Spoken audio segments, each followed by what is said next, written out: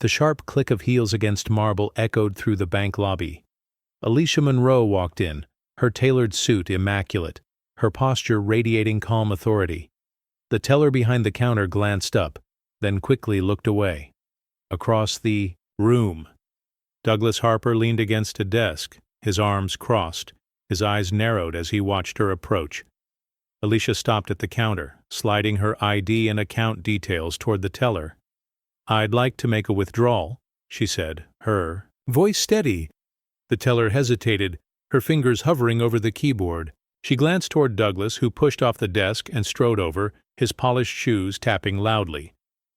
"Is there a problem?" Alicia asked, turning to face him. Douglas picked up her documents, his gaze lingering on her photo. "We have strict protocols," he said, his tone dismissive. Alicia's expression didn't change, but her eyes hardened slightly. "Protocols for what?" Douglas's lips tightened. "Fraud prevention." The lobby fell silent. Customers glanced over, then looked away, their discomfort palpable. Alicia's thoughts cut through the tension. This isn't about fraud. This is about control. She leaned forward slightly, her voice low but firm. "My account has been open. For 12 years. What exactly needs verifying?" Douglas hesitated, his confidence flickering. "Standard procedure," he muttered. Alicia held his gaze, unblinking. Douglas Harper adjusted his tie as he flipped through Alicia's documents, his movements deliberate, almost theatrical. "You'll have to excuse the extra caution," he said, not looking up. "Large withdrawals always raise red flags." Alicia stood perfectly still, her hands resting lightly on the counter. "How large is too large?" she asked, her voice calm but cutting. Douglas glanced at her over the edge of the papers, his expression unreadable. "It's not about the amount," he replied slowly. "It's about ensuring everything checks out." The teller shifted uncomfortably, behind the counter, her fingers fidgeting with a pen. She glanced at Alicia, then at Douglas, but said nothing. Alicia's eyes followed the subtle exchange, her thoughts steady. "They're not questioning the account. They're questioning me. Everything does check out," Alicia said, breaking the silence. "Unless there's something you're not telling me." Douglas straightened, holding her ID between two fingers like it was something fragile. "We've had incidents before," he said vaguely. Alicia tilted her head slightly. "Incidents involving me?" "No," Douglas admitted after a pause. His tone clipped. "But we can't be too careful." The room seemed to shift as his words hung in the air. A customer near the waiting area cleared his throat awkwardly and turned away. The teller avoided Alicia's gaze entirely now, her face flushed with discomfort. Alicia leaned forward slightly, her voice dropping just enough to force Douglas to meet her eyes.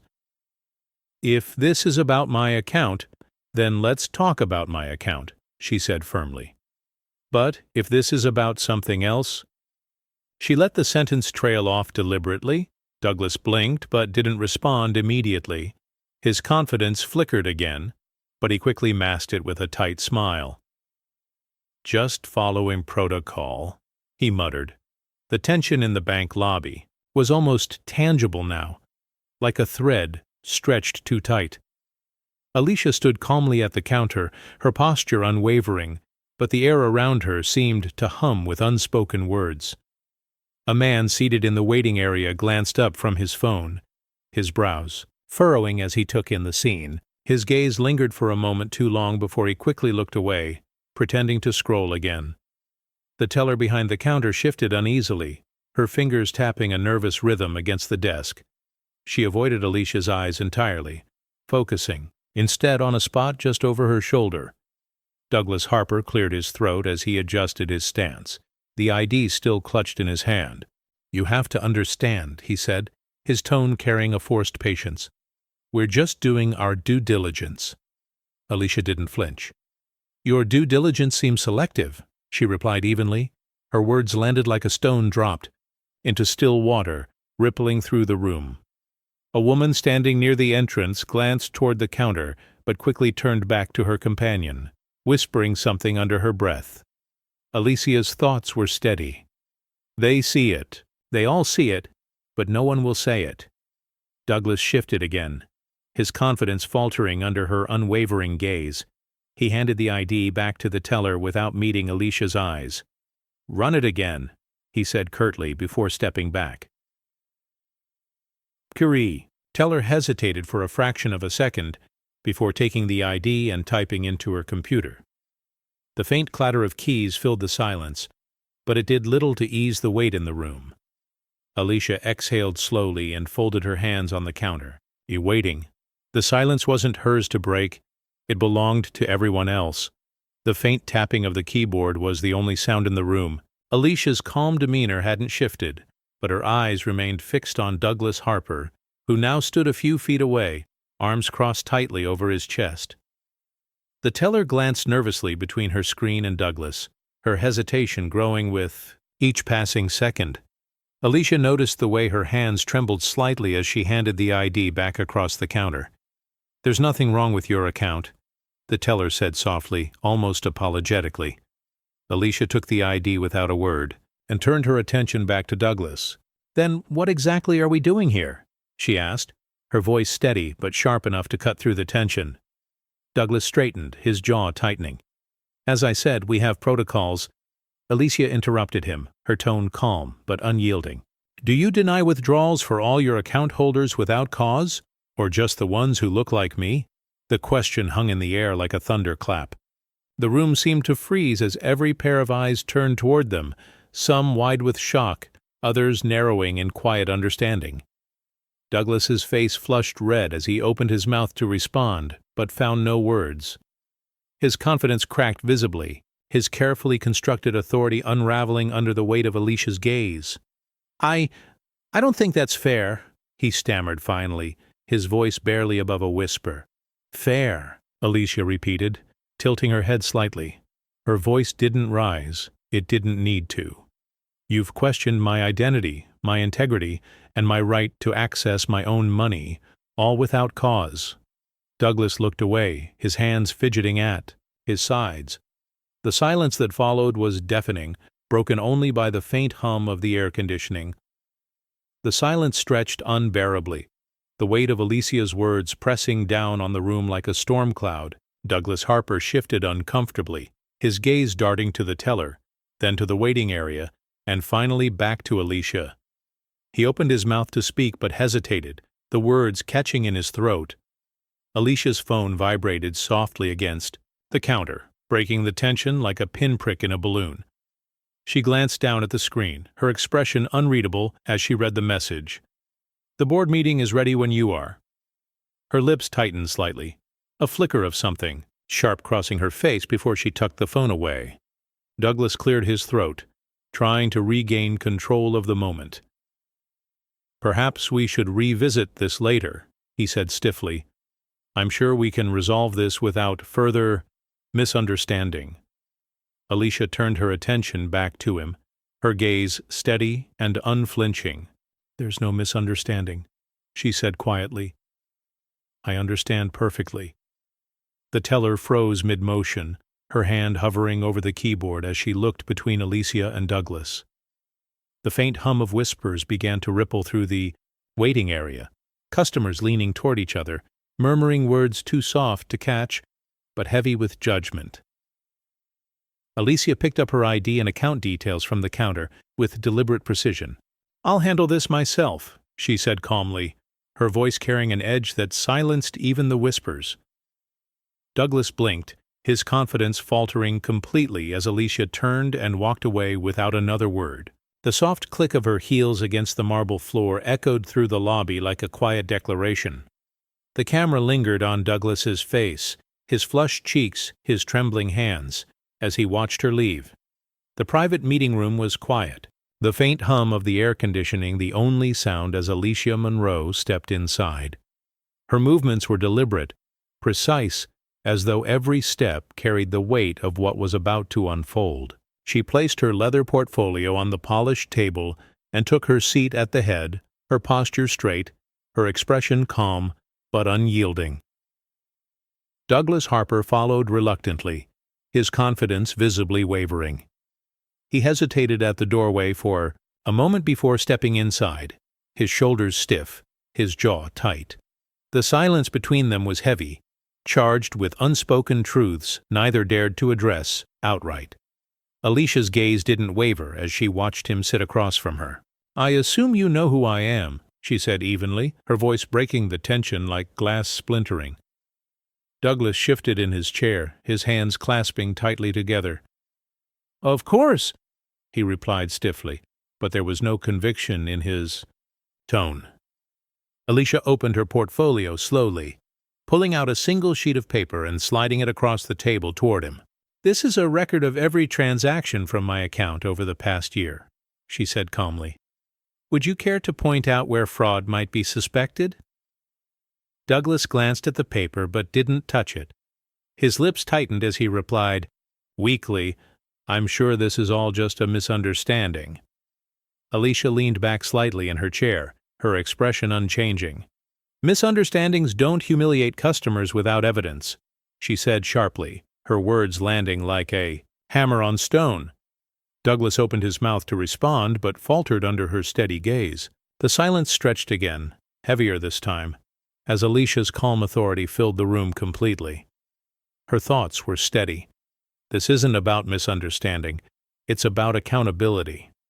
Douglas Harper sat rigidly across from Alicia, his hands clasped tightly on the table as if holding on to the last remnants of his authority. Alicia's calm gaze didn't falter, her presence commanding without raising her voice. She leaned forward slightly, her fingers resting lightly on the edge of the table. "Do you deny withdrawals for all your account holders without cause?" she asked, her voice steady and deliberate, "or just the ones who look like me?" The question landed like a thunderclap in the small room. Douglas blinked, his composure cracking for just a moment before he quickly looked down at his hands. I don't think that's a fair accusation," he stammered, his voice barely above a whisper. "Fair?" Alicia repeated, tilting her head slightly. Her tone didn't rise. It didn't need to. "You've questioned my identity, my legitimacy, and my right to access my own money, all without cause." Douglas shifted uncomfortably in his seat, his fingers tapping nervously against the table. "I was following protocol," he muttered weakly. Alicia's lips pressed into a thin line as she leaned back in her chair. "Protocol," she said softly, almost to herself. Her eyes narrowed slightly as she studied him. "Tell me, Mr. Harper, does your protocol apply to every customer, or just the ones who make you uncomfortable?" Douglas's face flushed red and he opened his mouth to respond but found no words. The silence that followed was suffocating, broken only by the faint hum of the air conditioning. Alicia's thoughts were steady. He won't admit it. Not here, not now. But he knows exactly what he's done.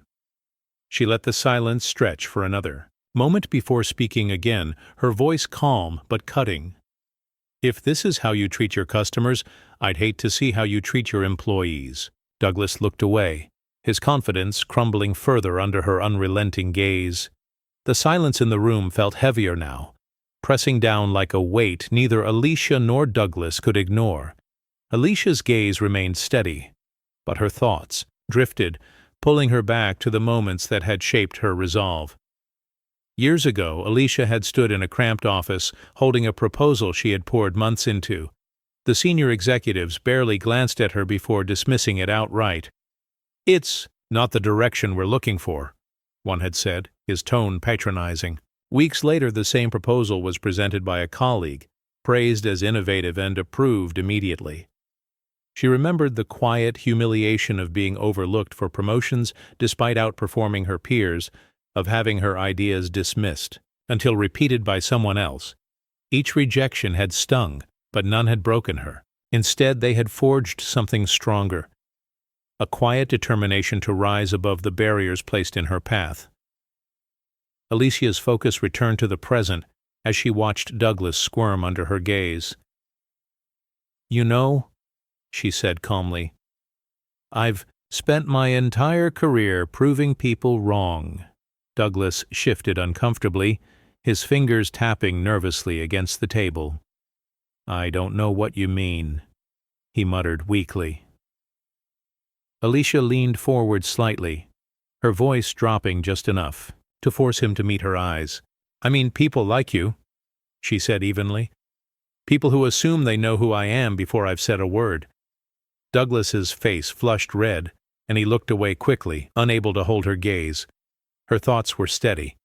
Every insult, every dismissal, it brought me here. She let the silence stretch for another moment before speaking again, her tone sharp but controlled. "You don't have to admit it," she said quietly. "Your actions speak louder than anything you could say." Douglas swallowed hard, his confidence unraveling further under the weight of her words.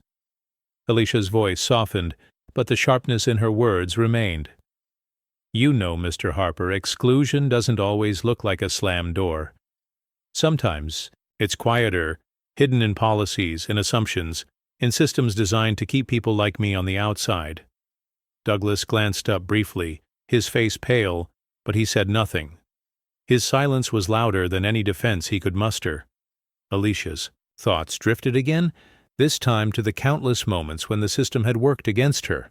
Not overtly, but insidiously. She remembered sitting in a conference room early in her career, surrounded by colleagues who spoke over her as if she wasn't even there.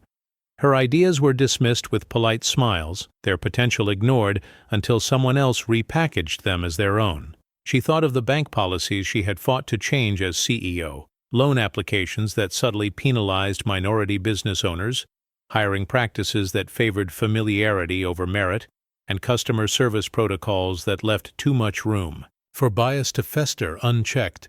Her focus snapped back to Douglas, who was now fidgeting with a pen on the table.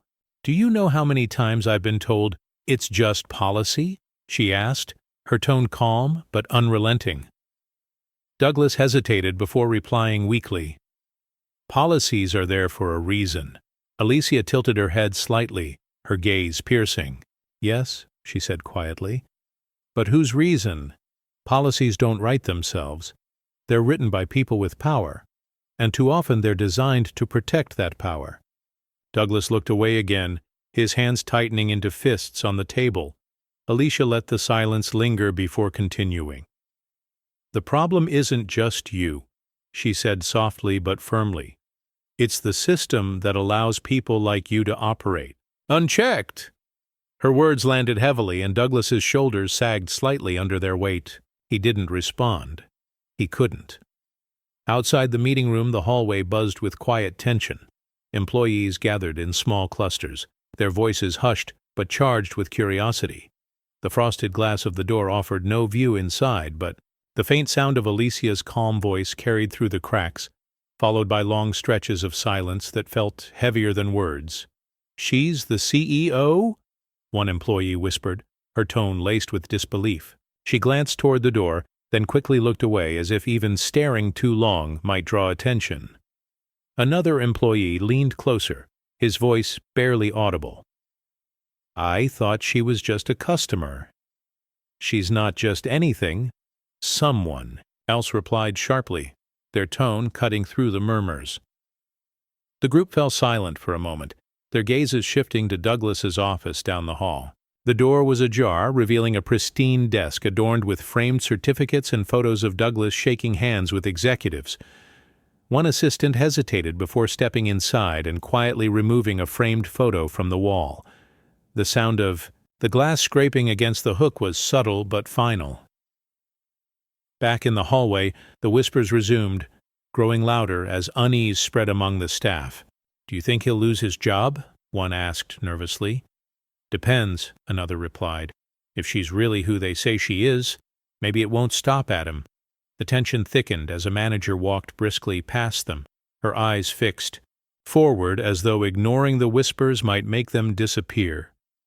She paused briefly outside the meeting room door, her hand hovering over the handle before she thought better of it, and moved on. Inside, Alicia's voice cut through again. "Accountability doesn't start with apologies. It starts with action."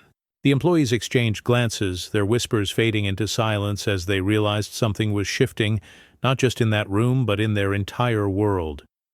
Inside the meeting room, Douglas Harper sat stiffly in his chair, his hands gripping the edge of the table as if it might anchor him. Alicia Monroe remained composed, her calm gaze fixed on him, unrelenting, but not unkind. The silence between them was thick, broken only by the faint ticking of the wall clock. Douglas cleared his throat, his voice breaking slightly as he spoke. "I'm sure this is all just a misunderstanding," he said weakly, his usual confidence nowhere to be found. Alicia tilted her head slightly, her expression unchanging. "Misunderstandings don't humiliate customers without evidence," she replied evenly. Her words were calm, almost gentle, but they landed with the weight of a verdict. Douglas flinched, his fingers twitching against the table. He opened his mouth to respond, but faltered under her steady gaze. I was just following protocol," he muttered finally, his voice barely above a whisper. Alicia leaned forward slightly, her movements deliberate and controlled. "Protocol?"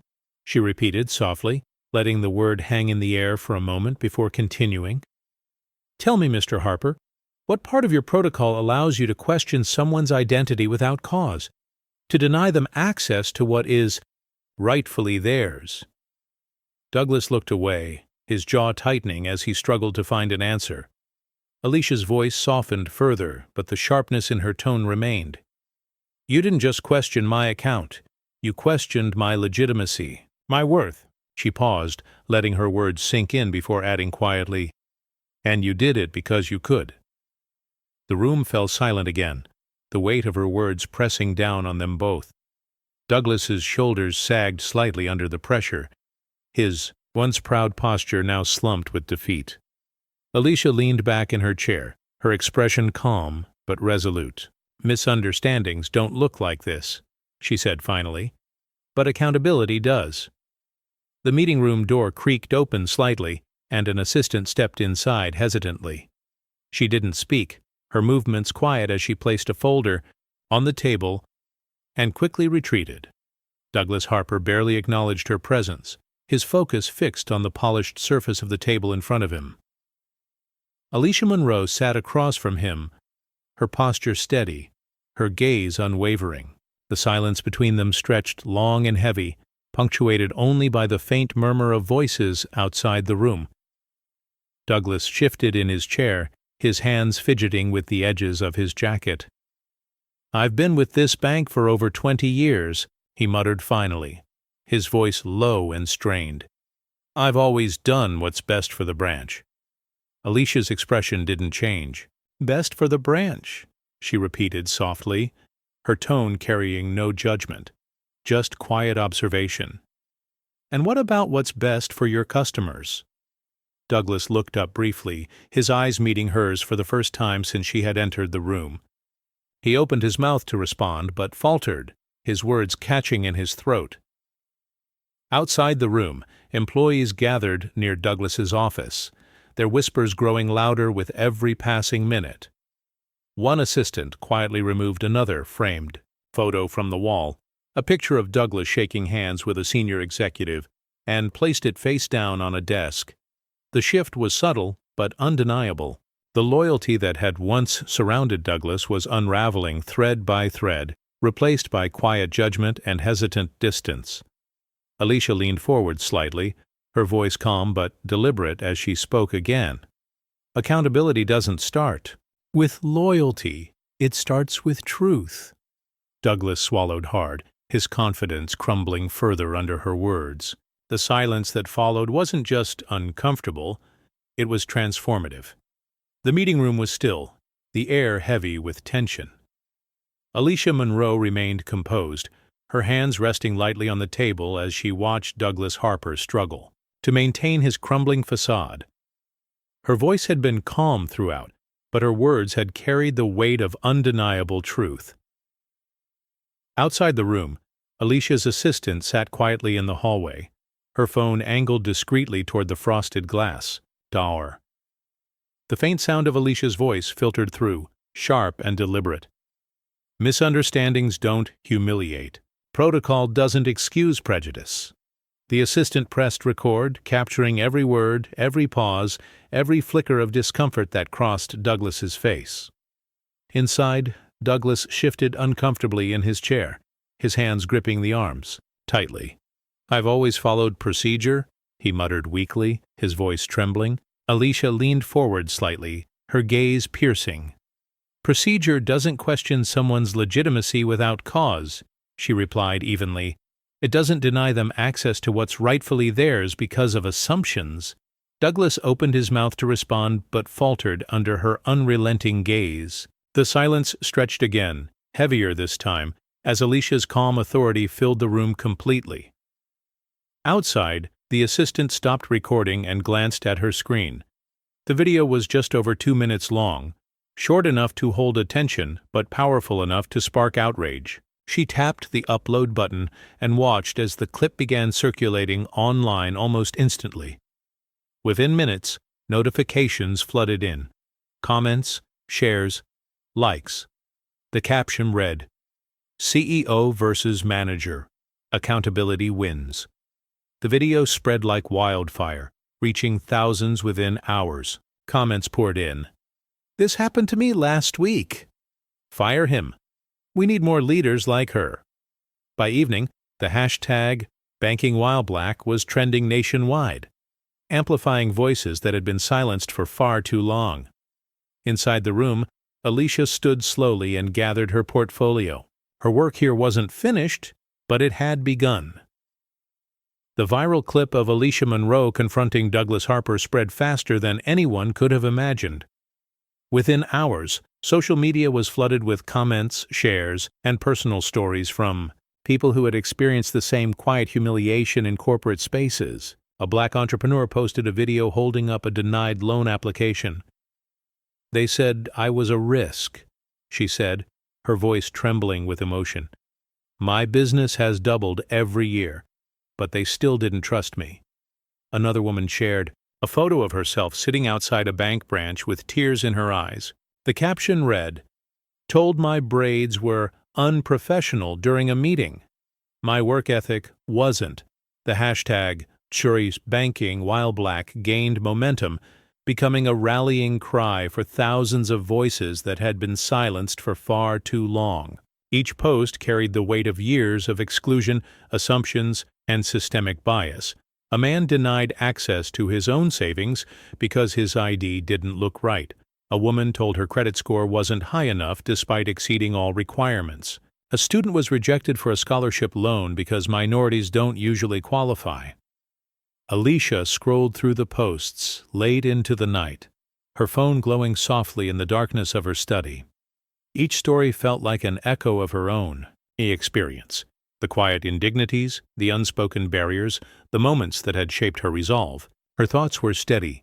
"This isn't just about me. It's about all of us." Meanwhile, Douglas sat alone in his office, his phone buzzing incessantly with notifications he refused to check. The whispers outside his door had grown louder, sharper, as colleagues began distancing themselves from him entirely. The camera lingered on Alicia's face as she set her phone down and leaned back in her chair. The movement was small but deliberate, a quiet acknowledgement that change was finally rippling outward. The investigations began quietly, but the revelations were anything but. Alicia Monroe's confrontation with Douglas Harper had opened a floodgate, forcing the bank to examine years of buried complaints and ignored grievances. A team of auditors sifted through stacks of paperwork, uncovering patterns that painted a damning picture. Loan applications from minority customers disproportionately flagged for additional review. Internal memos urging staff to prioritize high-value clients over non-traditional accounts. Complaints from employees about biased hiring practices dismissed as misunderstandings. One folder stood out among the rest, labeled Customer Feedback Archived. Inside were letters from frustrated account holders describing experiences eerily similar to Alicia's. A Black man denied access to his savings because his signature looked inconsistent. A Latina woman told her ID wasn't valid despite meeting all requirements. A mother rejected a mortgage loan despite exceeding every financial benchmark. Douglas Harper's name appeared repeatedly in these documents. his signature authorizing decisions that had left countless customers humiliated and excluded. In the boardroom, the auditors presented their findings to senior executives, their voices steady but laden with gravity. "This isn't isolated," one said firmly. "It's systemic." Alicia sat at the far end of the table, her expression calm but resolute. She didn't speak immediately, letting the weight of the evidence settle over the room. Finally, she leaned forward and addressed the board directly. "Accountability doesn't stop with one person. It starts with acknowledging how deep this goes." Outside, protesters gathered with signs reading "Justice for Customers" and "End Racist Policies." Their chants echoed through the streets, amplifying voices that had been silenced for years. Douglas sat alone in his office, staring at the empty walls where his awards and photos had once hung. His phone buzzed incessantly with calls he refused to answer. The whispers outside his door had grown louder, sharper, his authority reduced to nothing more than ink on incriminating pages. Douglas Harper sat alone in his office, the blinds drawn tightly to block out the sunlight. The once pristine nameplate that had adorned his desk was gone, replaced by a sticky note that read, "Under review." His desk, usually cluttered with neatly stacked papers and reports, now held only a cold cup of coffee and an untouched sandwich. He stared at his reflection in the darkened window. The man looking back at him seemed unfamiliar, his tie loosened, his face pale, his eyes hollow. He muttered to himself, "I was just following protocol." But even as the words left his mouth, they felt empty. Outside his office, the faint sound of protesters chanting, "Justice for Customers," drifted through the air. Douglas's jaw tightened as he heard them. He stood abruptly and walked to the door, but when he reached for the handle, he froze. He couldn't bring himself to open it. In the hallway, employees passed by without so much as a glance toward his office. Colleagues who had once praised him now avoided him entirely. One employee whispered to another as they walked past, "He brought this on himself." Douglas returned to his desk and picked up a photo frame, a picture of himself shaking hands with a senior executive at a corporate event, smiling confidently for the camera. He stared at it for a long moment before setting it down face first on the desk. The chants outside grew louder, their rhythm steady and unrelenting. Douglas sank into his chair, his shoulders slumping under the weight of his choices. The silence inside his office was deafening, broken only by the faint echo of voices demanding justice beyond its walls. Outside the bank, the crowd had grown larger, their voices rising in unison. Protesters held signs that read, "Justice for Customers" and "End Racist Policies." Their chants echoed through the streets, a steady rhythm of demand and defiance. Alicia Monroe stood at a distance, watching silently from the steps of a nearby building. Her expression was calm, but her eyes carried the weight of everything that had led to this moment. Beside her, her assistant scrolled through social media on her phone. "The videos everywhere," she said quietly, turning the screen toward Alicia. The clip of Alicia confronting Douglas Harper had taken on a life of its own. Captions like "CEO versus manager," "Accountability wins," and "This is how you lead" accompanied reposts from activists, community leaders, and even celebrities. The hashtag #DrurBanking, while Black was trending globally, amplifying stories of exclusion and discrimination in financial institutions. Alicia took the phone and scrolled through the comments. "This happened to me last month. I was denied access to my own account. Finally, someone is calling out these practices. We need more leaders like her." She handed the phone back to her assistant without a word, her thoughts steady. This isn't just about one branch or one manager. It's about dismantling an entire system. Back inside the bank, Douglas Harper sat frozen at his desk, the muffled sound of chants seeping through the walls. He glanced at his computer screen, where an internal memo from corporate headquarters blinked at him. "Emergency review. Meeting scheduled." His hands hovered over the keyboard, but didn't move. Outside, a young woman stepped forward with a megaphone. "This isn't just about one bad manager," she said firmly, her voice carrying over the crowd. "It's about making sure this never happens again." The crowd roared in agreement, their voices shaking the very foundation of the building. Alicia turned away from the scene and began walking down the street, her steps deliberate and unhurried. The movement had begun, and it wasn't stopping. The boardroom was packed, the tension in the air crackling like static electricity. Alicia Monroe entered without hesitation, her steps measured, her presence commanding immediate attention. The room fell silent as every eye turned toward her. She was dressed impeccably, her tailored suit a quiet declaration of authority. Douglas Harper sat rigidly at the far end of the table, his face pale, his hands gripping the edge of his chair. Reporters' cameras flashed outside the glass walls, their silhouettes visible as they jostled for a glimpse of what was unfolding inside. Alicia placed her portfolio on the table and took her seat at the head, her movements deliberate but unhurried. The board members exchanged uneasy glances, their discomfort palpable as they shifted in their seats. Douglas cleared his throat, attempting to speak, but his voice cracked under the weight of the silence. Alicia didn't look at him immediately. Instead, she opened her portfolio and pulled out a single sheet of paper. Her voice cut through the stillness like a blade.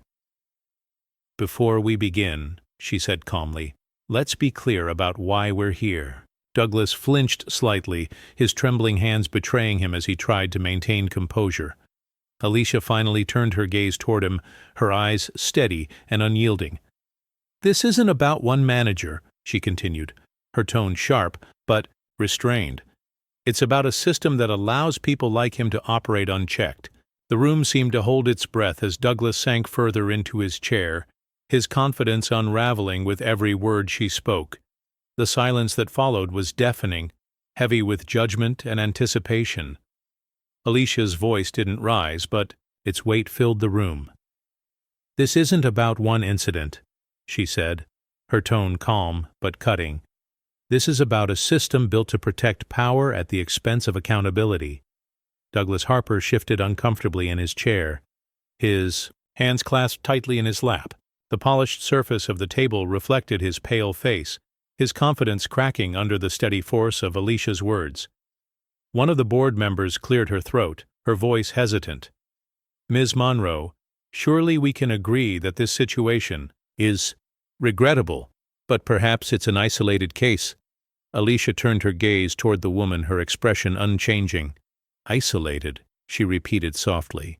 Her calm demeanor didn't falter, but there was an edge to her voice now, a quiet challenge that made the board member lower her eyes.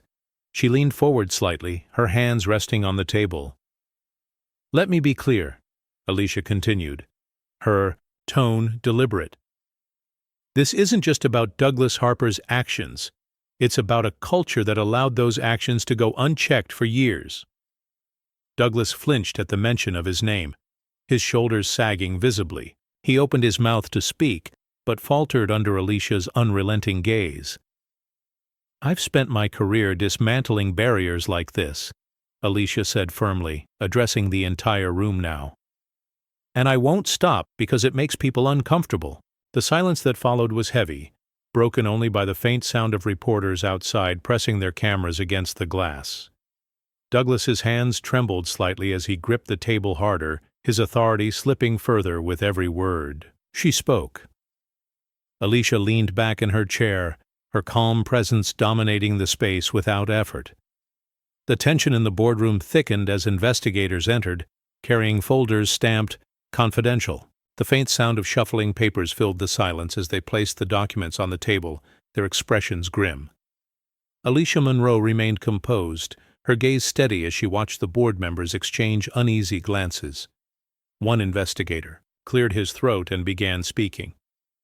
"These files contain records of complaints submitted by customers and employees over the past 5 years," he said firmly. Most were dismissed without action. Douglas Harper shifted in his chair, his face pale as the investigator opened one of the folders and pulled out a memo. "This document," the investigator continued, holding it up for the room to see, "was sent from Mr. Harper's office last year." He read aloud, "Protect the branch's reputation, not the customer's." The room fell silent, the weight of those words pressing down like a heavy stone. Alicia's expression didn't change, but her thoughts were steady. This is what they've been hiding. Another investigator distributed copies of complaint summaries to the board members. The pages detailed incidents eerily similar to Alicia's experience. A black woman denied access to her savings because her signature was deemed inconsistent. A Latino man told his ID wasn't valid despite meeting all requirements. Employees reporting biased hiring practices dismissed as misunderstandings. Douglas stammered weakly, I was following protocol, but his voice wavered, unable to carry conviction. Alicia leaned forward slightly, her tone sharp but controlled. Protocol doesn't excuse prejudice, she said calmly. Her words landed heavily, silencing Douglas completely. The investigators continued presenting evidence, each revelation chipping away at Douglas's already fragile composure. His reflection in the polished table showed a man crumbling under the weight of his own hypocrisy. Douglas Harper sat frozen, his hands gripping the edge of the table as if it might keep him steady. The weight of the evidence laid out before him was suffocating. Pages of complaints, memos bearing his signature, and years of ignored grievances now exposed under the harsh light of accountability. I was following protocol, he muttered again, his voice barely audible. The words fell flat, offering no defense, no justification. Alicia Monroe didn't flinch. She leaned forward slightly, her gaze piercing. Protocol doesn't authorize humiliation, she said calmly. It doesn't excuse years of exclusion and silence. Douglas opened his mouth to respond but faltered, his words catching in his throat. He looked around the room, searching for an ally among the board members, but found only cold stares and folded arms. One board member finally spoke, her tone sharp with disgust. You signed off on this, she said, holding up one of the memos. You knew exactly what was happening. Douglas's face flushed red as he stammered, I didn't mean... You didn't mean what? Alicia interrupted, her voice cutting through his weak attempt at an explanation. You didn't mean to get caught? The silence that followed was deafening. Douglas's reflection in the polished table showed a man unraveling, his once proud posture now slumped, his confidence reduced to ashes. Outside the boardroom, the muffled sound of protesters chanting, "Justice for customers," seeped through the walls. Douglas's shoulders sagged further as he realized there was no escape, not from the evidence, not from the judgment in the room, and certainly not from himself. Alicia leaned back in her chair, her expression calm but resolute. The shift in power was complete, and Douglas knew it. Outside the boardroom, the hallway buzzed with quiet tension. Employees gathered in small clusters, their voices hushed but sharp with judgment. The frosted glass of the boardroom door offered no view inside, but the muffled sound of Alicia's calm voice carried through, each word cutting deeper than the last.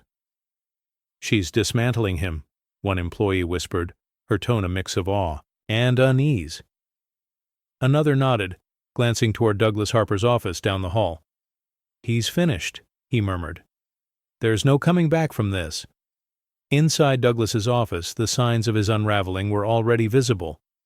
His once pristine desk sat empty, save for a few scattered papers and a cold cup of coffee. A framed photo of him shaking hands with a senior executive had been quietly removed from the wall and placed face down on a side table.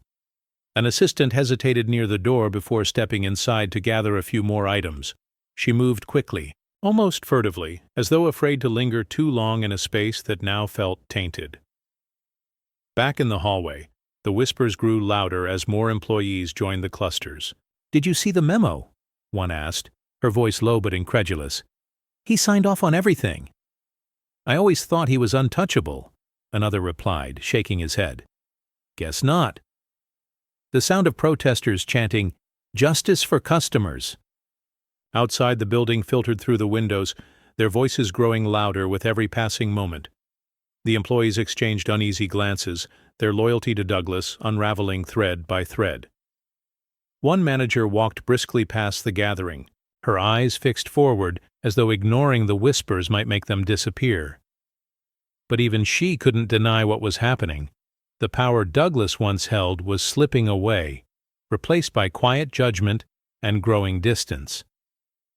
The video hit social media that evening, its impact immediate and electric.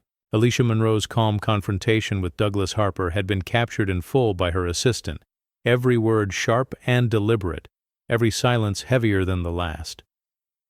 The clip began with Alicia's voice cutting through the tension. Protocol doesn't excuse prejudice. Misunderstandings don't humiliate customers without evidence. Her tone was steady, her authority undeniable. Douglas's weak attempts to defend himself followed, his voice trembling as he muttered, "I was just following procedure." Alicia's response landed like a hammer. Procedure doesn't question someone's legitimacy without cause. Within hours, the video was everywhere. It flooded Twitter, Instagram, and TikTok, accompanied by captions like, "CEO versus manager accountability wins," and "This is how you lead." The hashtag #TrashBankingWhileBlack began trending globally, amplifying voices that had been silenced for far too long. Comments poured in. "This happened to me last month. I was denied access to my own account. Finally, someone is calling out these practices. We need more leaders like her." The clip became a rallying cry for thousands of people sharing their own stories of exclusion and discrimination in corporate spaces. A Black entrepreneur posted, "They said I was a risk.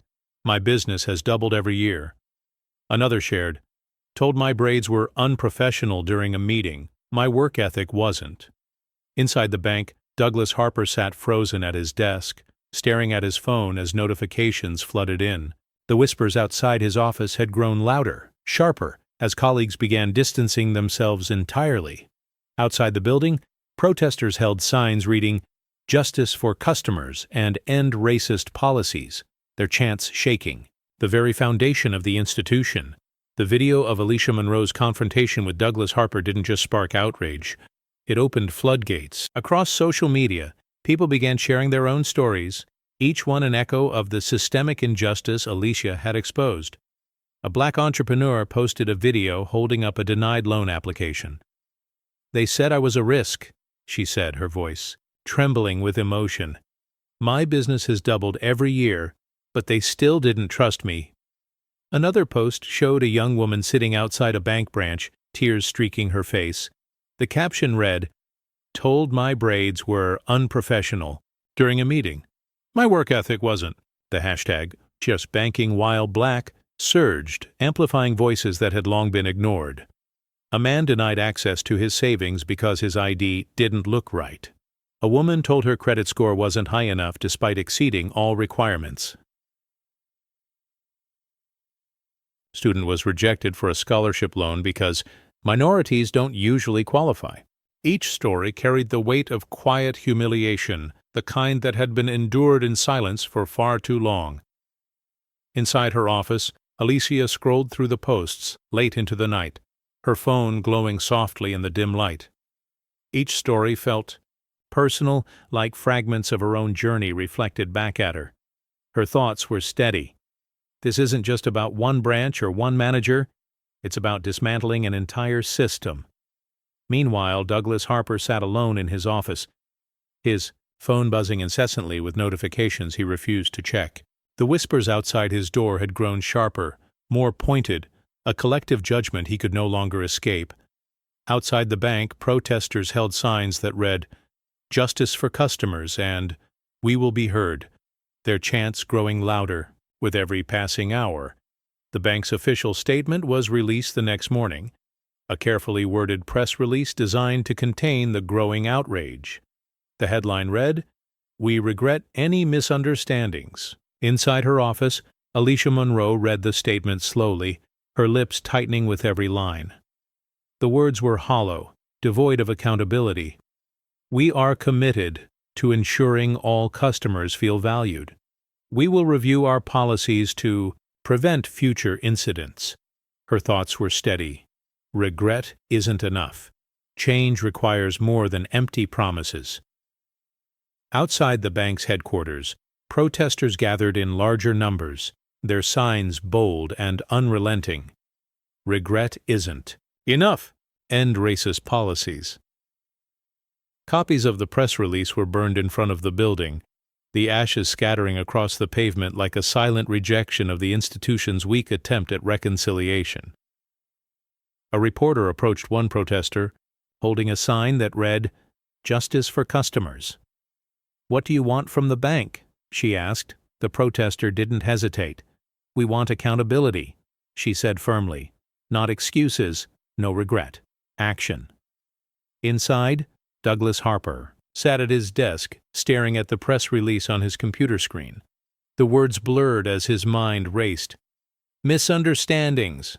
Future incidents. He muttered under his breath. I was just doing my job. But even he didn't believe it anymore.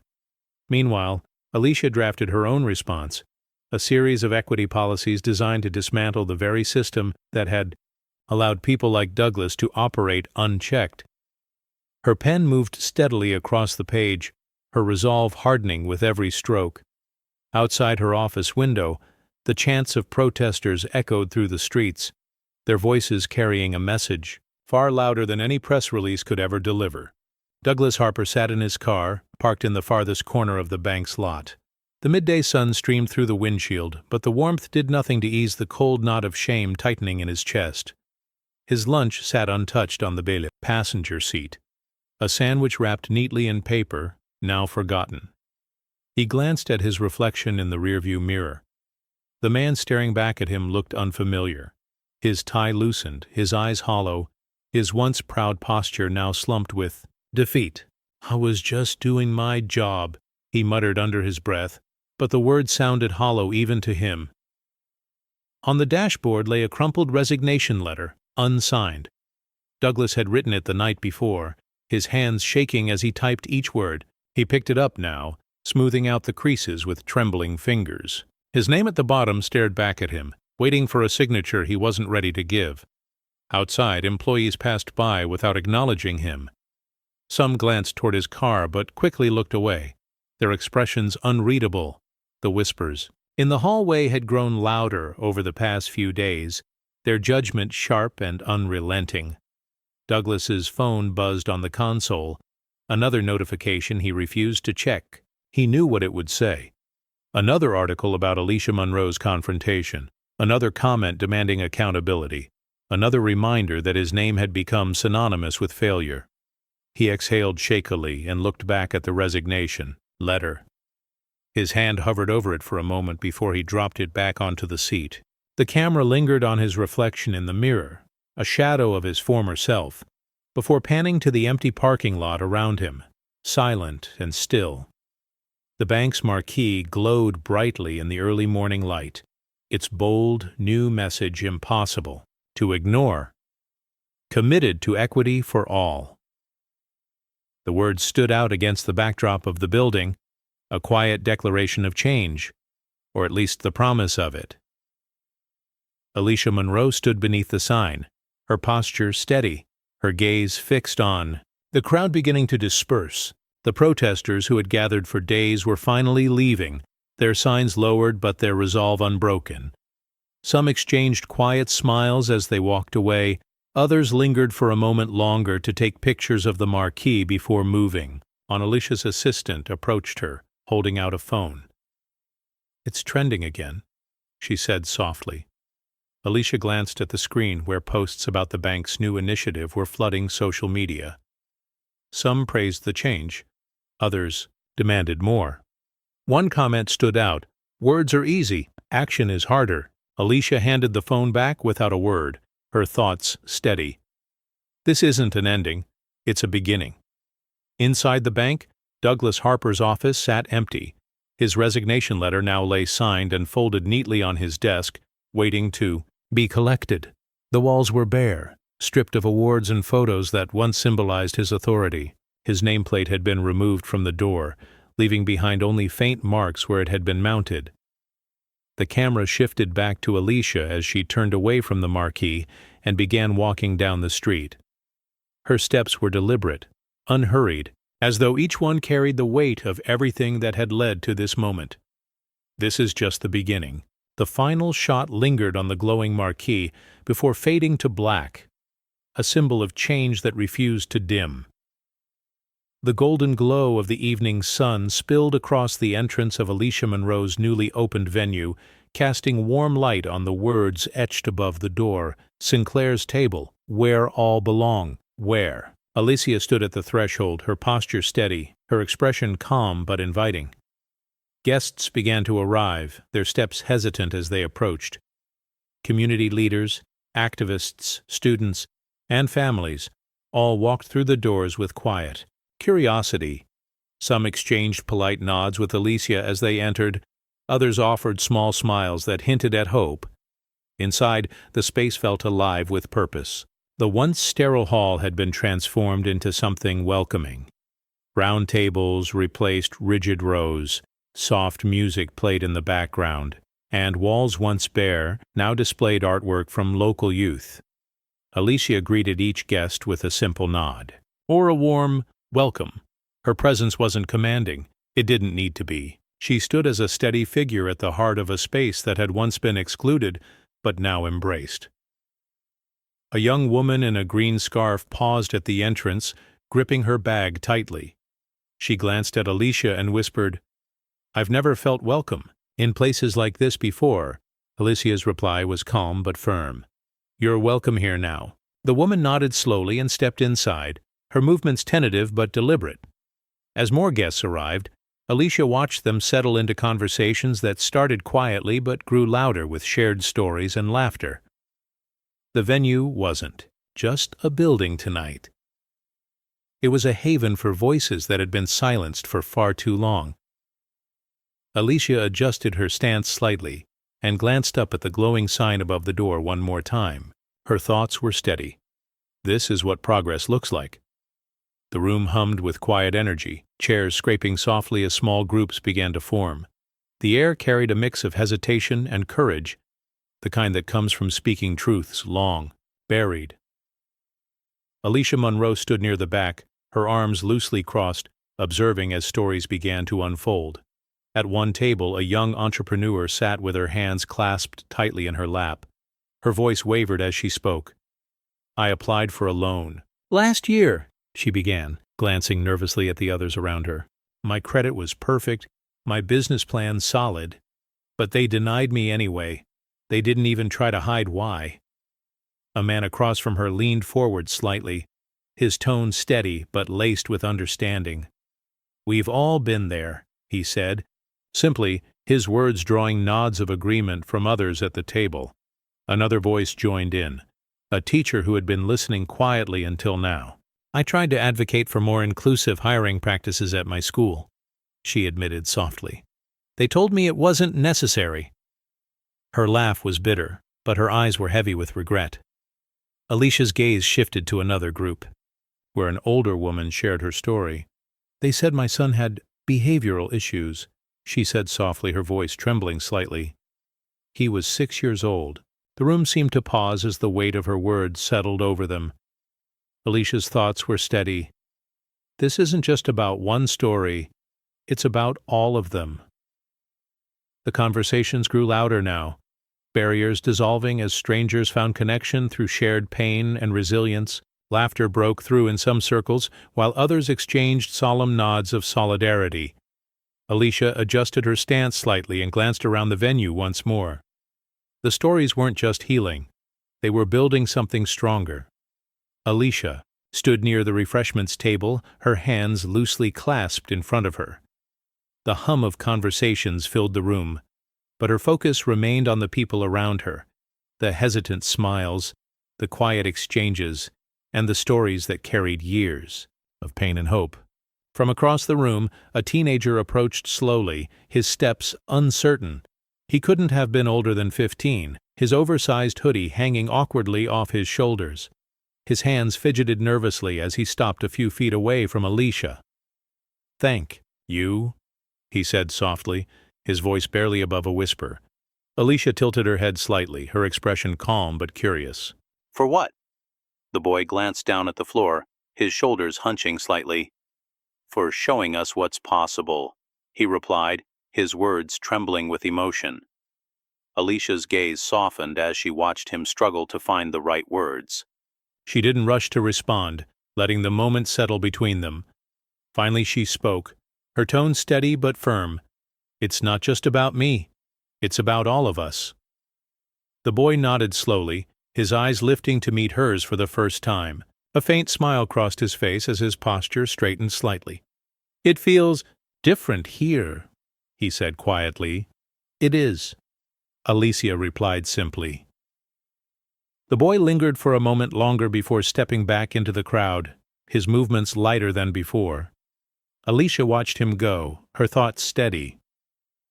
Sometimes change begins with just one person feeling seen. Nearby, a woman who had been watching the exchange smiled faintly and turned back to her group. The room seemed to shift slightly, the energy growing warmer as more people noticed what had just happened. In a quiet corner of the room, an older man stood with his hands clasped in front of him. His posture was stiff, his face lined with years of experience and regret. The small group around him had fallen silent, their eyes fixed on him as he finally spoke. "I stayed silent for too long," he began, his voice steady but heavy with emotion. "I saw things I should have spoken up about, but I didn't. I told myself it wasn't my fight." A young woman sitting nearby leaned forward slightly, her expression soft but intent. "What did you see?" she asked gently. The man exhaled deeply, his gaze dropping to the floor. Kids being labeled troublemakers just because they didn't fit the mold, teachers making assumptions about who could succeed and who couldn't. He paused, his voice faltering for a moment. "I thought staying quiet would keep me safe, but all it did was let them keep doing it." The group remained silent, the weight of his confession hanging in the air like a heavy fog. Finally, a younger man spoke, his tone firm but understanding. "We've all been there, but not anymore." The older man looked up, his eyes meeting those around him one by one. "Not anymore," he repeated quietly, his voice carrying a quiet resolve that hadn't been there before. Alicia stood at a distance, her arms loosely crossed as she observed the exchange. She didn't step closer or interrupt. This was their moment, not hers. Her thoughts were steady. Silence has its own weight, but breaking it is heavier.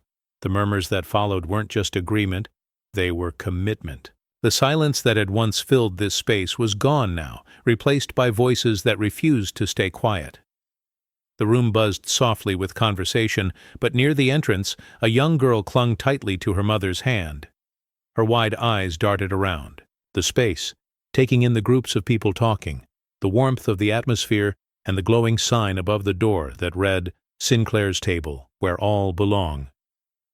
As they walked past Alicia, the girl tugged at her mother's sleeve and whispered, loudly enough to be heard, "Is she the one who made this happen?"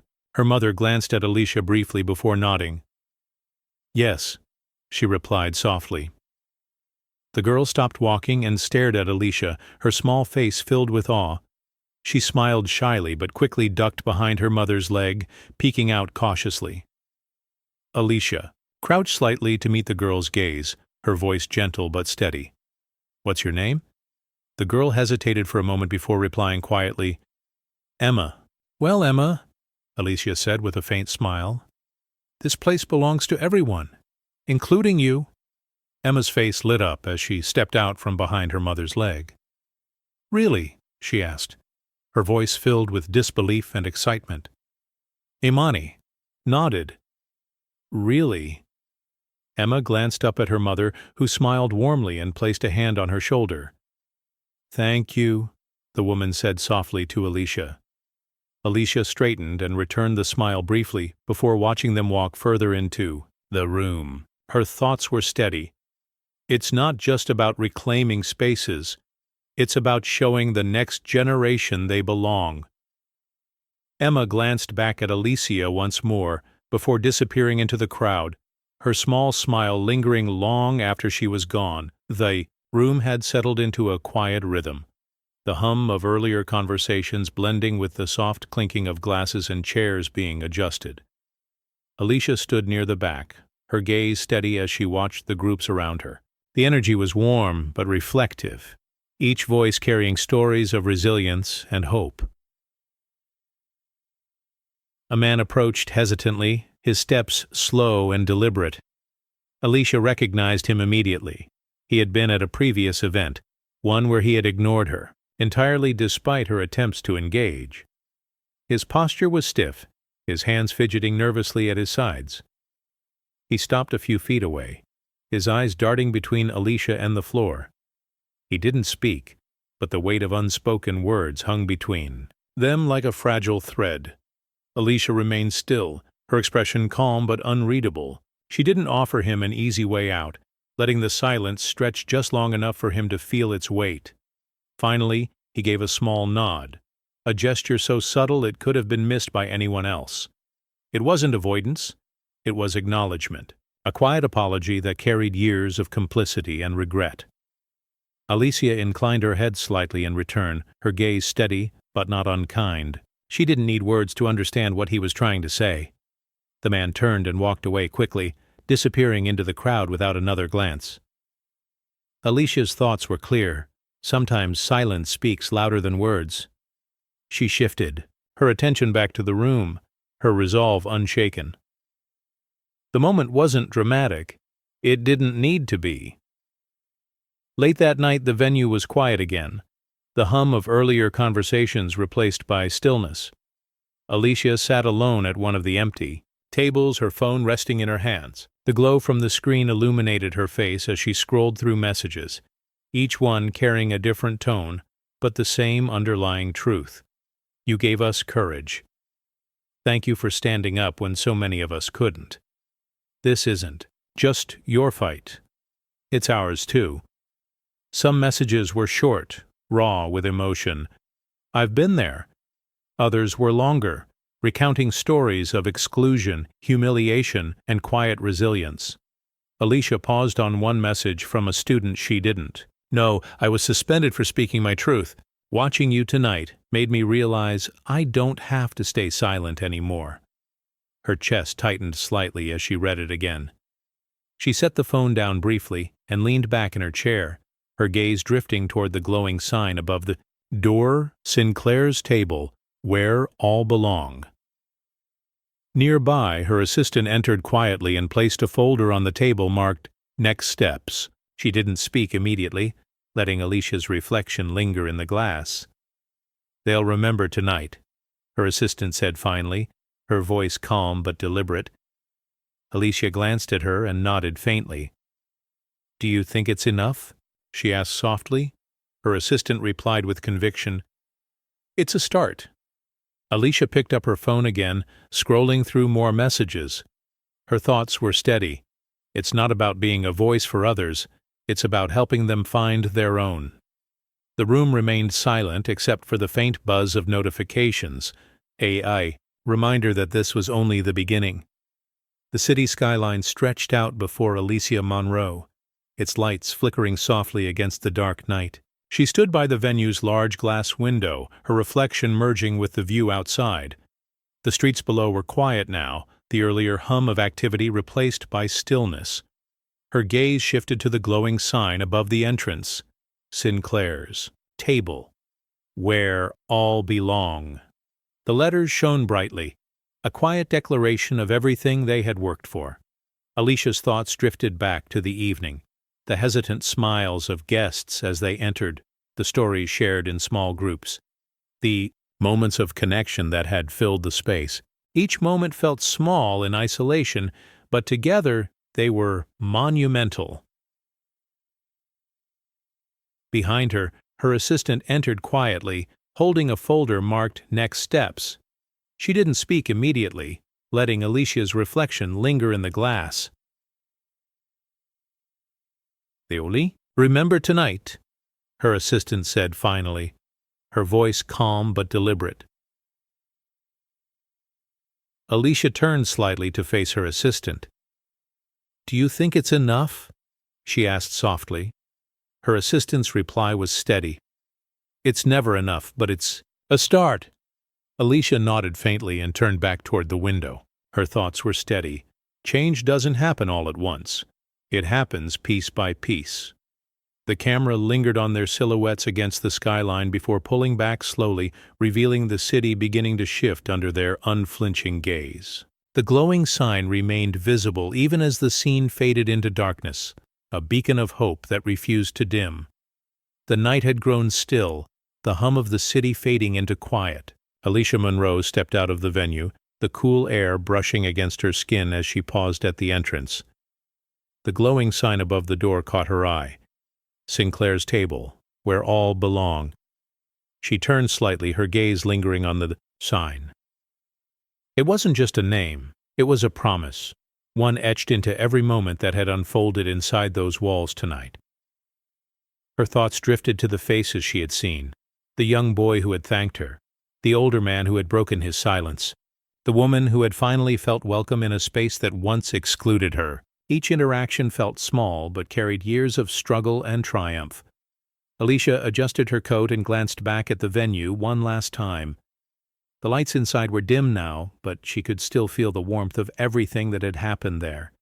She whispered softly under her breath, "They'll never forget who we are." Her voice was barely audible, but it carried the weight of generations who had fought to belong, who had endured judgment and exclusion, but never stopped pushing forward.